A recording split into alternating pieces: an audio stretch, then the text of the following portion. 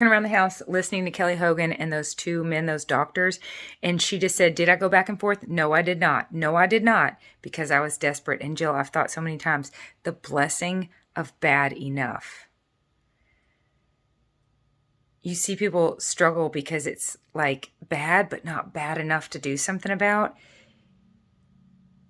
Let's be grateful when our situation is not that bad, but realize what a blessing it is for it to finally get that bad and do something about it and solve the problem. So it's really a testament to go ahead and solve the problems small, even when they're not bad enough. The blessing of bad enough, when it finally gets bad enough that you have to do something about it. And that was how it was with my mental health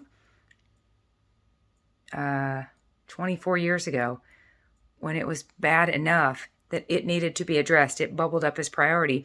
And then that sent my life on a wonderful trajectory of mental health.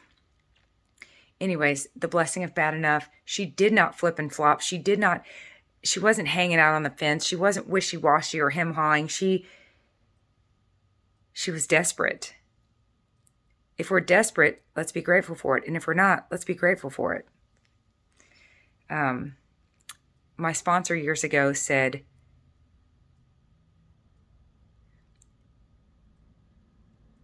addicts like to push the edge and hang out on the fence. And she told this little story, this adage, is that what it's called? Where a man was sitting on a fence and Satan walked up and said, why are you on the fence? And he said, I haven't decided which way I'm going to go or not. I don't know if I'm going to go with God or with you. And Satan said, I own the fence. So, yikes, let's hop off the fence, get right where we want to be in total freedom within our boundaries. The irony there's irony.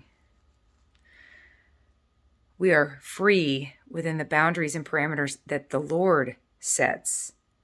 And I might post this on YouTube.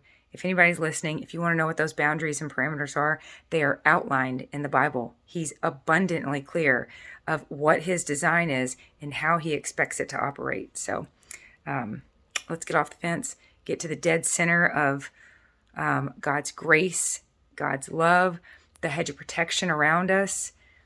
Don't mess around, push the fence, and hang out on the fence.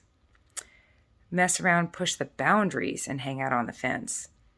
But again, hearing Kelly Hogan say, did I waver back and forth? No, I didn't, because I was desperate.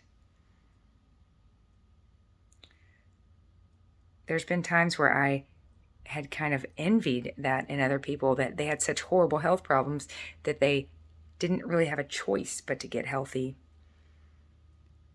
Well, having the choice is a good problem to have. And I'm grateful things haven't had to get bad enough. They could if I let them, though. Isn't that interesting? They could get bad enough.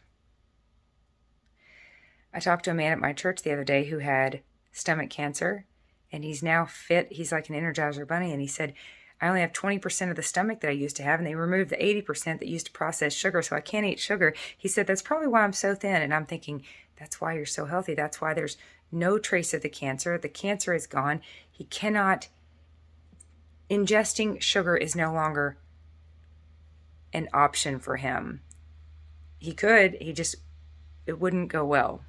And you know what? You and I have been ingesting it for decades, and it hasn't gone well. I love you. Bye.